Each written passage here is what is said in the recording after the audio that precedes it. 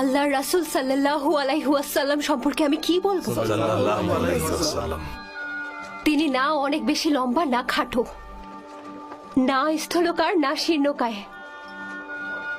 তার চেহারায় নূরের দ্যুতি, আর কথায় আছে মাধুর্যতা। যখন আপনারা তার সাথে গল্প করতে বসবেন,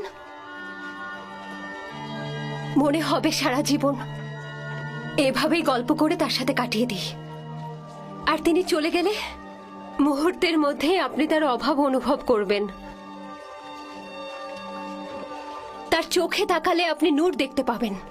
সেই নূর, আপনি জানেন কি সেই নূর এতটাই উজ্জ্বল যে সেই উজ্জ্বলতায়